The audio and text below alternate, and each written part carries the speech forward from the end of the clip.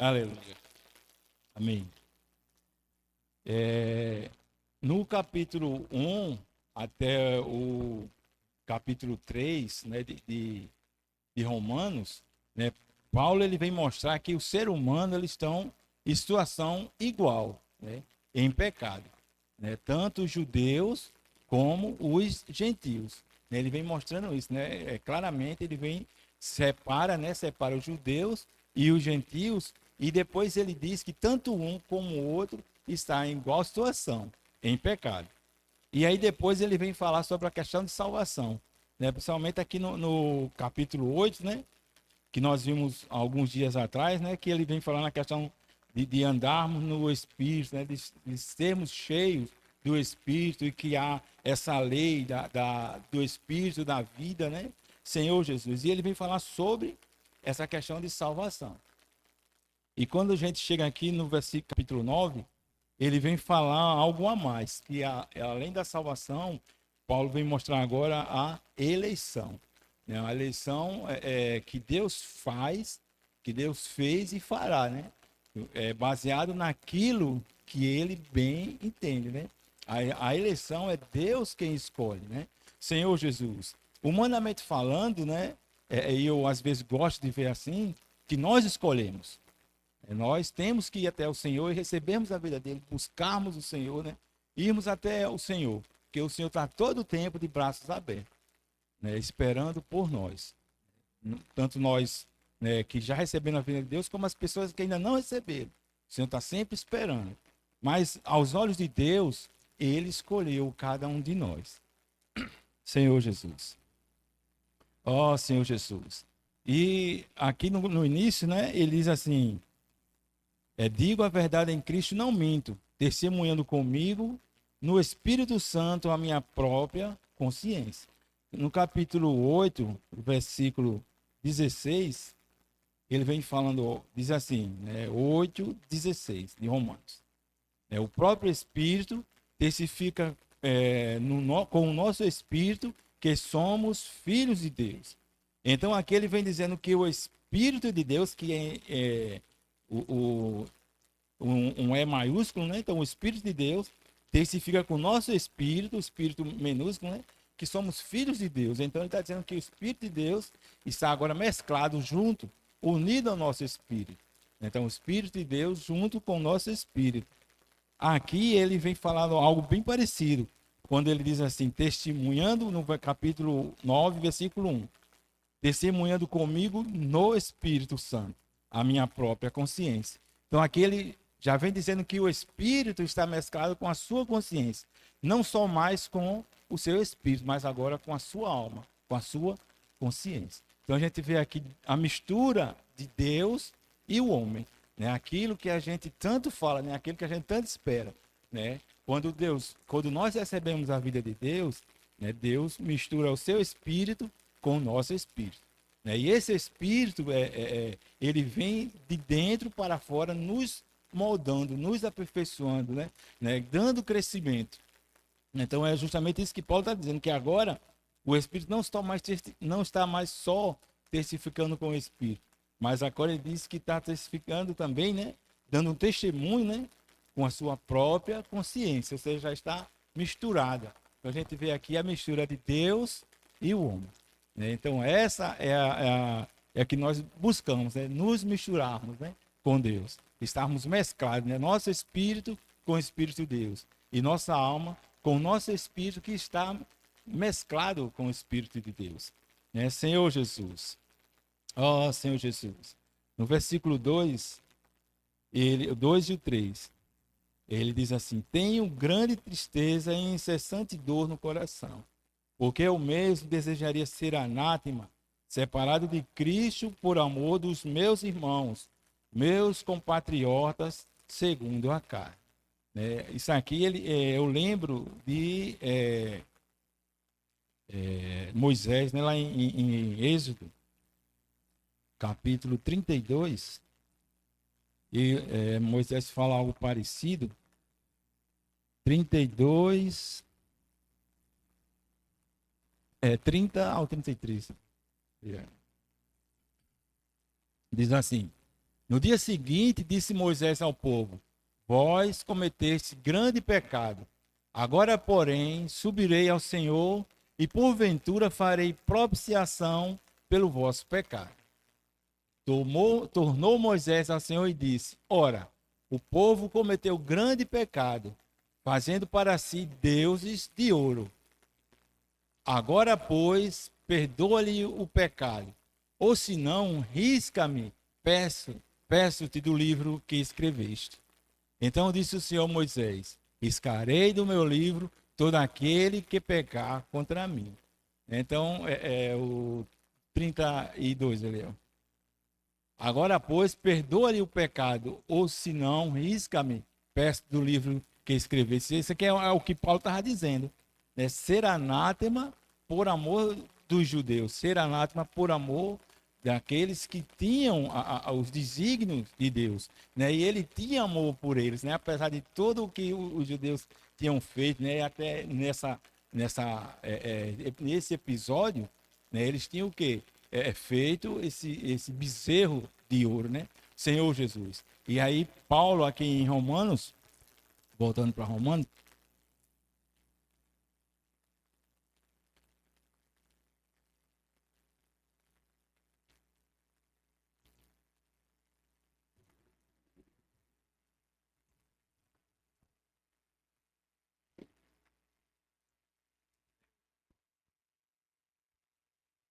Senhor Jesus. Em Romanos aqui ele vem falar a mesma coisa, né? Ou algo parecido, né? Porque eu mesmo desejaria ser anátema, separado de Cristo por amor dos meus irmãos, meus compatriotas, segundo a carne. Mas aqui foi um tipo de exagero dele, né? Mas ele tinha amor pelos judeus. Apesar de a Bíblia dizer que Paulo era o apóstolo dos gentios, mas ele tinha amor pelos judeus. Ele queria que todos chegassem à salvação, né? Senhor Jesus. Aí o versículo 4 e o 5 diz assim: são os israelitas, pertencem-lhe à adoção e também a glória, a aliança, as alianças, a legislação, o culto e as promessas. Deles são os patriarcas e também deles descende o Cristo, segundo a carne, o qual é sobre todos, Deus bendito para todos sempre. Amém. Então, Paulo, além dele dizer essa questão de que ele queria ser anátema por amor dos judeus, ele diz aqui o porquê, né? Ele lista 8, né? 8 aspectos de por que os judeus deveriam ou poderiam ser salvos, né? Ou ser eleitos por Deus. Ele diz aqui, ó, pertence-lhe a adoção. Né? Os judeus, né, dentre todo o povo da terra, né, toda a humanidade, foi o povo que Deus escolheu para si. A gente vê isso, né, em Êxodo, Senhor Jesus, Êxodo 4, 22. São alguns versículos, né? Então eu vou seguir aqui que é mais rápido para também não ficar tão comprida a mensagem, né? Senhor Jesus, e é mais prático, eu acho. Diz assim: dirás a Faraó, assim diz o Senhor, Israel é meu filho, meu primogênito. Então, o Senhor, ele chamou Israel, né? Quando ele diz aqui Israel, ele está se referindo ao povo de Israel, não Israel, Jacó, né? Ele diz assim, diz a Faraó. Então, nessa época, eles estavam presos lá no Egito. Então, o Senhor, ele chama Israel de filho, né? Meu primogênito. Senhor Jesus. Deuteronômio, capítulo 7, 6 e 8. Deuteronômio 7, 6 e 8. Porque tu és povo santo ao Senhor, teu Deus.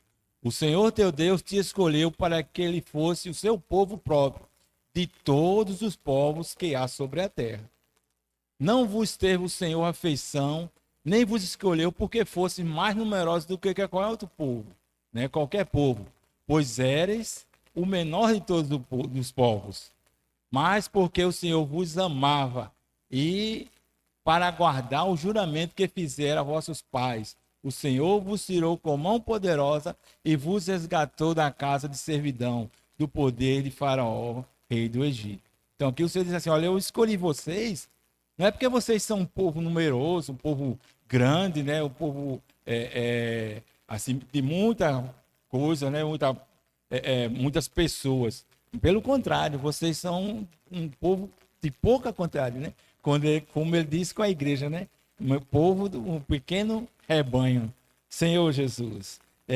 Capítulo 14 de Deuteronômio, 14, 2. Porque sois povo santo ao Senhor vosso Deus, e o Senhor vos escolheu de todos os povos que há sobre a face da terra, para lhe serdes seu povo próprio.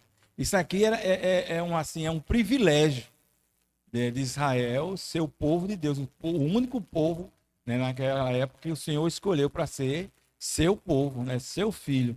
Né, isso era um privilégio. Mas, por outro lado, também era uma grande responsabilidade. Né, um povo que servia ao Deus que criou o universo. Né, a responsabilidade era muito grande. Né, então, um aspecto foi a adoção. A outra foi a glória. Deus, ele apareceu poucas as vezes, né? E as vezes que ele apareceu foi para o povo de Israel. A gente vê isso lá em Êxodo, capítulo 19, 18 e 20. Todo o monte Sinai fumegava, porque o Senhor descera sobre ele em fogo. A sua fumaça subiu como fumaça de uma fornalha. E todo o monte tremia grandemente, e o clangor da trombeta ia aumentando cada vez mais. Moisés falava e Deus respondia no trovão. Dizendo o Senhor para o cimo do monte, descendo o Senhor para o cimo do monte Sinai. Chamou o Senhor Moisés para o cimo do monte. Moisés subiu. Então Deus, né, ele apareceu para o povo de Israel e eles receberam a glória de Deus. O povo de Israel recebeu a glória de Deus. Tem outros lugares também que a gente pode ver que esse é maravilhoso. No capítulo 40 de Êxodo, o finalzinho, 37 e 38. Êxodo 40, 36. Vê o 36, ali assim. Quando a nuvem se levantava de sobre o tabernáculo, os filhos de Israel caminhavam avante em todas as suas jornadas. Se a nuvem, porém, não se levantava, não caminhava até o dia em que ela se levantava. De dia, a nuvem do Senhor repousava sobre o tabernáculo, e de noite havia fogo nela, à vista de toda a casa de Israel, em todas as suas jornadas. Então, a glória de Deus foi vista por todo o povo de Israel. Então, ele tinha o que? A adoção, a glória e as alianças. Senhor Jesus. Gênesis capítulo 15, versículo 1 ao 7. Gênesis 15. Depois desse acontecimento, vindo a palavra do Senhor a Abraão numa visão e disse: Não temas, Abraão, eu sou o teu escudo, o teu galardão será sobremodo grande. Respondeu Abraão: Senhor Deus, quem me haverá de dar se continuo sem filhos e o herdeiro da minha casa é o Damasceno Eliezer? Disse mais Abraão: A mim não me concedeste descendência, e um servo nascido na minha casa será meu herdeiro. Isso respondeu logo o Senhor, dizendo: Não será esse o teu herdeiro, mas aquele que será gerado de ti será o teu herdeiro. Então conduziu até fora e disse: Olha para os céus e conta as estrelas, se é que podes. E lhe disse: Será assim a tua posteridade. Então Deus, ele fez essa aliança com Abraão. E tem outras alianças, que a gente sabe que ele fez. Ele fez aliança com Moisés, ele fez aliança com Davi, Senhor Jesus. Enfim, ele fez aliança com vários irmãos, com vários judeus, Senhor Jesus, durante a peregrinação deles, lá. Senhor Jesus. O quarto ponto seria a legislação, que é a lei. A gente vê assim que a lei, a gente vê aqui em Romanos, capítulo 7, versículo 12 e o 14, né? Versículo 12 diz assim, 7 e 12. Conseguinte, a lei é santa, e o mandamento santo e justo e bom. Versículo 14. Porque bem sabemos que a lei é espiritual, e todavia sou carnal, vendido à escravidão do pecado. Então a lei é uma bênção, né? A lei é boa, a lei é espiritual, né? O homem é que é carnal. O homem é quem faz com que a lei se torne má. É como se fosse um cozinheiro, né, que é um mestre cuca, né? Aquele que sabe todas as coisas na cozinha, né? E aí ele vai fazer o seu alimento e usa os utensílios sujos, né? Então ele pega as coisas melhores que tiver, a comida melhor que tiver que ele vai fazer, mas por usar as coisas sujas, o copo sujo, o talher sujo, tudo sujo. Então o que acontece? A comida vai ficar suja. Então é isso que acontece. A lei é boa, né? Mas nós, os talheres, né, os garfos, né, os copos, somos sujos. Então o resultado é coisas sujas, né? A comida vai sair suja. Então nós é quem somos carnais. Nós é quem fazemos com que a lei se torne ruim, né? Mas a lei é espiritual, a lei é boa, a lei é uma bênção, né? Foi e será uma bênção, né? Senhor Jesus. É por isso que o Senhor veio e disse assim: não abolir a lei. O Senhor não veio abolir a lei, né? Senhor Jesus, mas ele veio cumpri-la, né? Senhor Jesus. Então a lei ela é uma bênção e foi dada aos judeus, né? Senhor Jesus. Inclusive, né, o próprio Deus diz assim, né? Se vocês seguirem os meus mandamentos, né, vocês serão o quê? Um povo santo. Ele diz lá, como diz lá em 1 Pedro, né? Ele diz lá para Pedro, né? Povo santo, propriedade exclusiva de Deus, né? Senhor Jesus. Isso que? Se seguir os meus mandamentos, ou seja, a lei. Então a lei é algo, né, é algo bom, não é algo ruim. Senhor Jesus. Né? O quinto ponto, né, que Deus deixou para os judeus é o culto. A gente vê, né, em vários lugares, mas eu queria ver 1 Reis, capítulo 8, 27 e 30. 1 Reis, diz assim: mas de fato habitará Deus na terra, eis que os céus e a terra e os céus dos céus não te podem conter, quanto menos esta casa que eu edifiquei. Isso aqui é Salomão falando. Mas atentando, pois, para a oração de teu servo e para a sua súplica, ó Senhor, meu Deus, para ouvires o clamor e a oração que faz hoje o teu servo diante de ti, para que os teus olhos estejam abertos noite e dia sobre esta casa, sobre este lugar, do qual disseste: o meu nome estará ali, para ouvires a oração que o teu servo fizer neste lugar. Ouve, pois, a súplica do teu servo e o teu povo de Israel, quando orarem nesse lugar. Ouve no céu, lugar da tua habitação, ouve e perdoa. Então, eles tinham o culto a Deus, né? E eles fizeram o templo para Deus, né? Senhor Jesus, é o único verdadeiro templo que existia, era o templo dos judeus, que é como ele mesmo diz, né? Se os céus dos céus não conseguem te conter, né? Dirá essa casa. Mas mesmo assim, Deus vinha, né, com a sua glória para poder estar com eles, né? Senhor Jesus. Então eles tinham o culto a Deus, né? Nos seus templos, né? Senhor Jesus. Nos seus templos não. No seu templo, né? Só existia um templo, né? O verdadeiro templo, né? Senhor Jesus. E também eles tinham as promessas. Como eu disse, ele fez várias promessas, né? E uma das promessas que ele fez a Abraão, está no capítulo 15 de Gênesis, Senhor Jesus.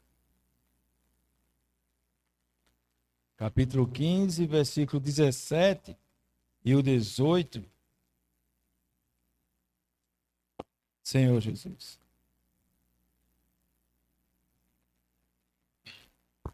Dezessete e o 18, capítulo 15. Sucedeu que, posto o sol, houve densas trevas, e eis que um fogareiro fumegante e uma tocha de fogo que passou entre aqueles pedaços. Naquele mesmo dia, fez o Senhor aliança com Abraão, dizendo: a tua descendência dei essa terra, desde o rio do Egito até o grande rio Eufrates. Senhor Jesus, e essa é hoje onde Israel habita. A gente sabe que nunca houve nenhuma nação que se desfez e que depois de mais uns 1000 anos, né? Muito tempo, não vou dizer quando, não sei exatamente, mas foi muito tempo, e voltou a ser nação de novo, a não ser a nação de Israel. Deus prometeu aquele lugar para eles, e hoje eles moram lá. Eles não eram nação, mas Deus reuniu ele novamente, né? E eles se tornaram novamente uma nação. Isso foi uma promessa que Deus fez. E o interessante é quando ele diz sucedeu que, posto o sol, houve densas trevas, e eis que um fogareiro fumegante e uma tocha de fogo que passou entre aqueles pedaços. Esses pedaços, versículo 10 e o 11 do mesmo capítulo, diz assim: ele, tomando todos esses animais, né, que diz acima, partiu-os pelo meio e lhes pôs em ordem as metades, uma defronte das outras, e não partiu as aves. As aves de rapina desciam sobre os cadáveres, porém Abraão as enxotava. Isso aqui era uma promessa que Deus vinha para fazer essa promessa a Abraão, e ele sabia. Então ele colocou animais, partiu ao meio, colocou um do lado e outro do outro lado. Isso era uma tradição que eles faziam para que duas pessoas, quando fizessem uma aliança com a outra, as duas pessoas passariam no meio daquelas cadáveres, como diz aqui, né? Isso queria dizer que se um daquelas partes quebrasse essa aliança, o outro poderia fazer o que aqueles cadáveres eles estavam representando, matá-lo no caso, né? E aí Abraão era para ele passar junto com o Senhor. Aí a gente vê no versículo 17 que diz assim: que eis que um fogareiro fumegante e uma tocha de fogo que passou entre aqueles pedaços. Então o Senhor passou por aqueles pedaços. Mas o que aconteceu com Abraão? Diz assim, Senhor Jesus, versículo 13, o 12 e o 13, diz assim: ao pôr do sol, caiu profundo sono sobre Abraão, e grande pavor e cerradas trevas o acometeram. Então lhe foi dito: sobe com certeza a tua prosperidade. Aí ele vem dizendo aqui, né? Mas o que eu quero mostrar era esse início aqui. Caiu profundo sono sobre Abraão. Enquanto o Senhor estava passando no meio daqueles cadáveres, daquelas partes, Abraão estava dormindo. Então, mesmo nós, né, lá representado por Abraão, e o próprio Abraão, né, ele, com certeza, como nós somos humanos, né, e falhos, quando errarmos e pecarmos por causa dessa aliança, o Senhor não vai nos matar, porque ele não passou. Tá? As misericórdias de Deus são maravilhosas. O Senhor não permitiu, porque sabia que Abraão com certeza ia quebrar essa promessa. Então, apenas Deus passou. Então, voltando para Romanos, a gente vê como Deus é maravilhoso, e providencia tudo, até isso, para que Abraão não pudesse passar. Ele adormeceu. Grande e profundo sono. Então, ele deixou, Senhor Jesus, a eles pertence a adoção, a glória, as alianças, a legislação, que é a lei, o culto, as promessas e diz assim, deles são os patriarcas, né? Eu creio que não é preciso mostrar nenhum versículo, né? Nós sabemos, né? O próprio Abraão, né? Isaac, Jacó, né? Davi, Salomão, todos esses, né? São os patriarcas que Deus deixou, né? Que ele diz aqui, e deles são os patriarcas. E por fim ele diz assim, e também dele, né? Descende o Cristo, né? Senhor Jesus. Então ele diz tudo isso, essas 7 coisas, né? E depois diz assim, por ele também, depois de tudo isso, deles, né? Dos judeus, descende o Cristo. E aqui ele vem, né, mostrar a deidade, né, ou a divindade de Cristo. Quando ele diz assim, e deles descende o Cristo. Diz assim, segundo a carne, o qual é sobre todos, Deus bendito para todos sempre. Amém. Né? Então aqui Paulo vem mostrar, né, a divindade de Cristo. Vem mostrar que Cristo, ele é o próprio Deus. Né? Apesar de que muitas vezes ele vem falando que ele é o homem, né, como no capítulo 5. Capítulo 5, Senhor Jesus. Capítulo 5, versículo 15, ele diz assim, todavia, não é assim o dom gratuito como a ofensa, porque se pela ofensa de um só morreram muitos, muito mais a graça de Deus e o dom pela graça de um só homem, Jesus Cristo, foram abundantes sobre muitos. Então aqui ele diz que Jesus é o que? Homem, né? E aqui ele vem nos mostrar que o Senhor também é Deus. Né? Diz assim, o qual é sobre todos, Deus bendito para todos sempre. Amém. Então o Senhor ele é homem e o Senhor ele é Deus. Senhor Jesus. Versículos 6 ao 9, né? Senhor Jesus. Eu acho que esses versículos aqui são autoexplicativos e já quase todos a gente tem visto aqui, né? No capítulo, no versículo 1 ao 5, diz assim, o 6 ao 9, né? Diz assim, não pensemos que a palavra de Deus haja falhado, porque nem todos os de Israel são de fato israelitas, nem por serem descendentes de Abraão, são todos filhos, mas em Isaac será chamada a tua descendência. Isto é, esses filhos de Deus não são propriamente da carne, mas devem ser considerados como descendência os filhos da promessa. Porque a palavra da promessa é essa.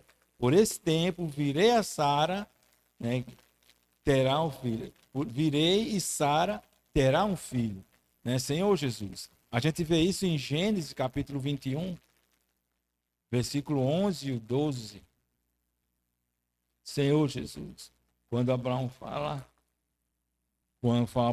com Ismael, né, com o Senhor sobre Ismael, diz assim, pareceu isso muito penoso aos olhos de Abraão por causa de seu filho, né, no caso de Ismael. Diz, porém, Deus a Abraão, não te pareça isso mal por causa do moço e por causa da tua serva. Atende a Sara e tudo que ela te disser, porque por Isaque será chamada a tua descendência. Senhor Jesus. Mas também o filho, né, da serva farei uma grande nação, por ser ele teu descendente. Então, de Sara, né, quando a gente leu até naqueles versículos, capítulo 15 de Gênesis, né, que falava que o filho de Sara, né, de Abraão, seria o filho de Sara também, tinha que ser o filho dos dois, e não apenas de Abraão, como foi na questão de Ismael. Então, só ali, o versículo 12, diz assim, né? Atenda a Sara todo o que ela te disser, porque por Isaac, né, apenas por Isaac seria a descendência de Abraão, Senhor Jesus. Versículo 10 ao 11, diz assim, e não ela somente, mas também Rebeca, ao conceber de um só Isaque, nosso pai. E ainda não eram gêmeos nascidos, nem tinham praticado o bem ou o mal, para para que o propósito de Deus quanto à eleição prevalecesse, mas não por obras, mas por aquele que chama, Senhor Jesus. Se a gente vê esse versículo acima, o 6 ao 10, ao 9, né? Ele vem falando dessa questão humana, física, o filho de Abraão, né? Isaac, Ismael e até outros filhos que ele teve, né? Mas a gente vê depois que ele vem falando com relação a Rebeca, que é os gêmeos, ele está se referindo a Esaú, né? E a Jacó, que seria depois chamado de Isaac. Ele está se referindo à questão espiritual, quando ele diz assim, não eram os gêmeos, ou seja, eles dois lá eram filhos do mesmo pai e da mesma mãe, né? Nasceram no mesmo dia, mas a Bíblia diz, né, que o mais velho serviria o mais moço, só pelos fatos que Deus tinha escolhido a Isaac e não a Jacó. Senhor Jesus, a gente vê isso em Malaquias, capítulo 1 e o 3, Malaquias. Capítulo 1 ao 3.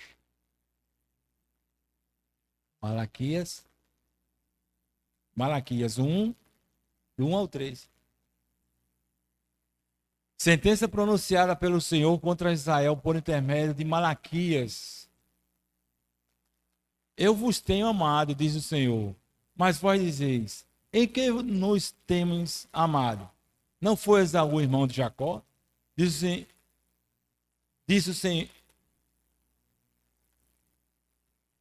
disse o Senhor, todavia amei a Jacó.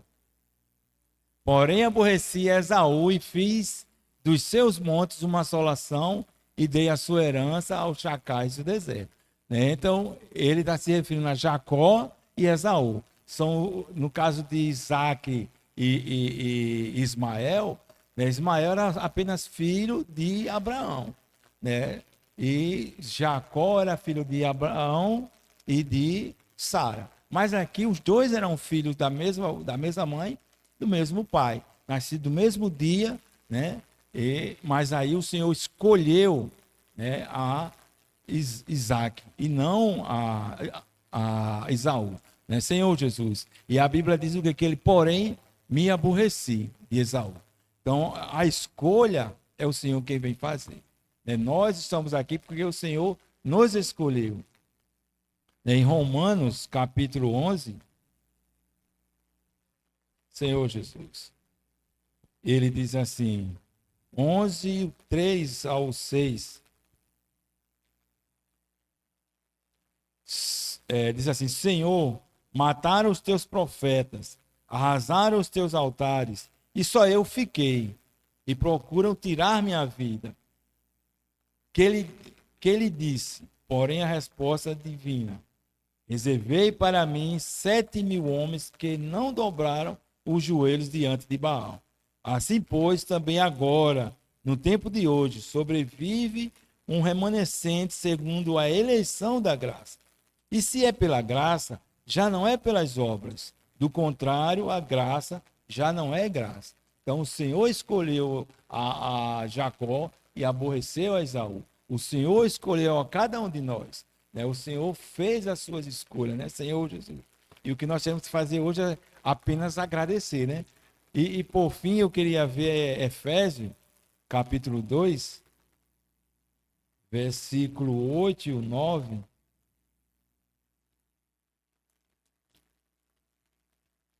Amém? Diz assim, porque pela graça sois salvos, mediante a fé, e isso não vem de vós, é dom de Deus, não de obras para que ninguém se glorie. Então, o Senhor nos salvou não porque a gente fez alguma coisa. O Senhor escolheu a Isaac, né? Não porque ele fez alguma coisa, mas porque o Senhor amou. O Senhor quis escolher. O Senhor nos escolheu, a cada um de nós, porque o Senhor nos amou. Né? O Senhor quis nos escolher. E graças a Deus por essa escolha, né? Temos que só agradecer ao Senhor a todo instante por a sua maravilhosa escolha, né? Aleluia. Amém.